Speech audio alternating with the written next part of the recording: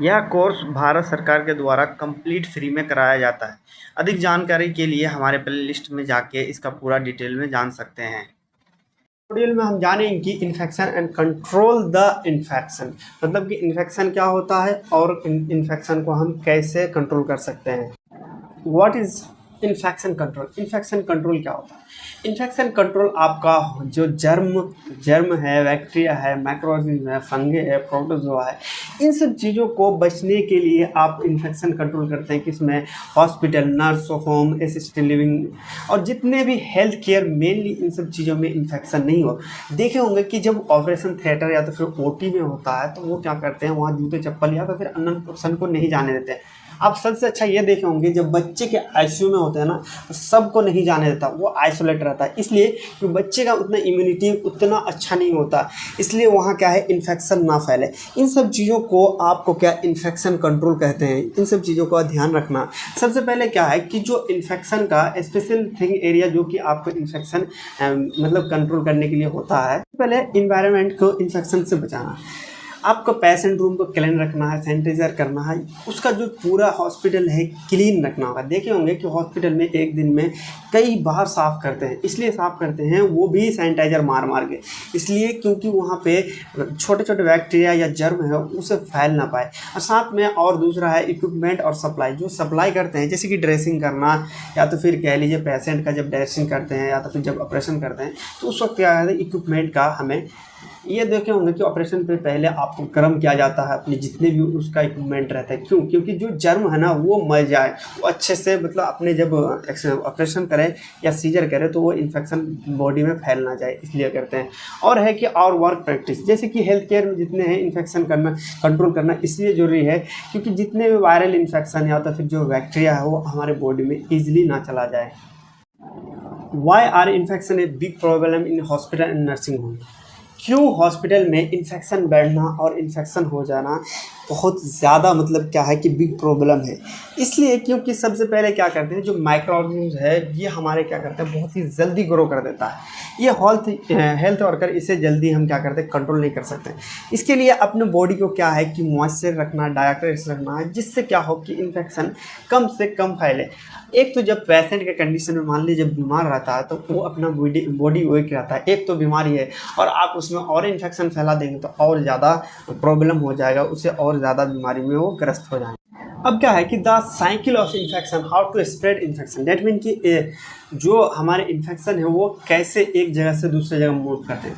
सबसे पहले देखे होंगे कि आपका इन्फेक्शन, डेट मीन कि जो माइक्रोऑर्गेनिज्म है वो हमारे ईयर से जा सकता है, और जो हमारे जो फूड है, क्लोथ से है, ये सारी चीज़ क्या है, इसका ट्रांसपोर्टेशन है एक साइकिल से दूसरे जगह पर जाना। जैसे कि कोई आपको मान लीजिए टीबी का बीमारी, वो छींक देता है तो सामने वाले पे क्या है, इन्फेक्शन पहुंच जाता है। इसी तरह क्या है कि एक पर्सन से दूसरे पर्सन में चला जाता है।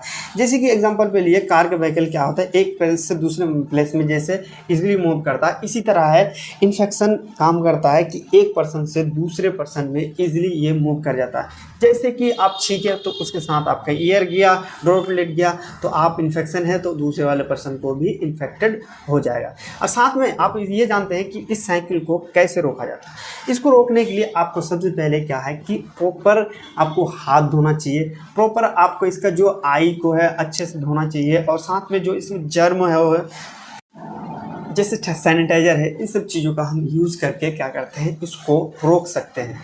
आप जीडी है तो जीडीए कर रहे हैं तो सबसे पहला आपका जो स्टैंडर्ड प्रिकॉशन, मतलब अच्छे से सावधानी बरतनी है।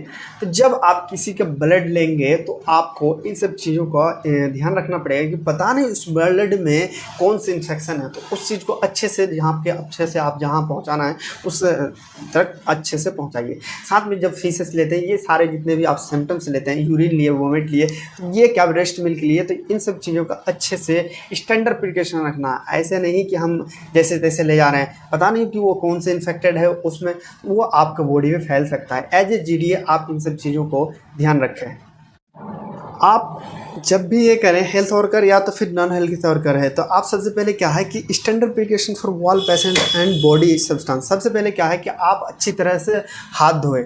और क्या है कि जब ऑपरेशन करें या तो फिर कोई काम करें वैसा, तो आप ग्लव्स पहन के लें।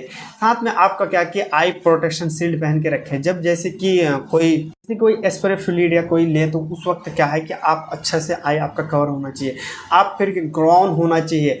और नेक्स्ट ये सारे क्या है कि आपका जो है इन्फेक्शन करने रोकने के लिए ये सारी चीज़ आपको स्टेलाइजेशन रखने के लिए आपको खुद ज़रूरी है। जब आप जीडीए करते हैं तो एक हैंड वॉशिंग सबसे ज़रूरी आपका इम्पोर्टेंट पार्ट रखता है। सबसे पहले आप क्या करेंगे, जब भी आप कोई भी पेशेंट को डील करने से पहले आप अपने हाथों को अच्छे तरह से धोएंगे। सबसे देखिए कि ये अपना स्टेप लिखा हुआ कि हैंड वॉशिंग कैसे करते हैं। सबसे पहले क्या करेंगे, अपना पानी ऑन करेंगे, उसके बाद अपना हाथों को कलाइयों को तक धोएंगे। उसके बाद फिर पूरे अच्छे से रिस्ट तक क्या करेंगे, अपना सॉप अच्छे से मतलब करेंगे। उंगलियों के जो बीच का गैप होता है उसमें भी अच्छे से मतलब क्या करेंगे, सॉप करेंगे। नेल्स में जो होते हैं उससे भी अच्छे से रबर करेंगे। और फिर क्या करेंगे, बहते पानी से धोएंगे और फिर एक प्रॉपर सूखा हुआ टॉवल लेके पोंछेंगे। ये है इसका प्रोसीजर, हैंड प्रोसीजर करने के लिए। लेकिन क्या है कि हैंड प्रोसीजर हर पेशेंट के बाद आपको मतलब कोई एक पेशेंट को आप डील किए हैं, उससे मान लीजिए कोई भी इन्फेक्शन है या तो फिर वायरल, मान लीजिए वो मलेरिया है और दूसरे वाला कंडीशन को डेंगू है, तो आप इसके साथ अलग जब भी डील करें तो आप इसको डील करने के बाद नेक्स्ट पेशेंट में जब जाएंगे तो आपको प्रॉपर हाथ धोना है अच्छे से साबुन से। उसके बाद फिर दूसरे पेशेंट को आप डील करेंगे। मिलते हैं दूसरे मॉड्यूल में दोस्तों आपके साथ। तब तक के लिए बाय बाय, टेक केयर।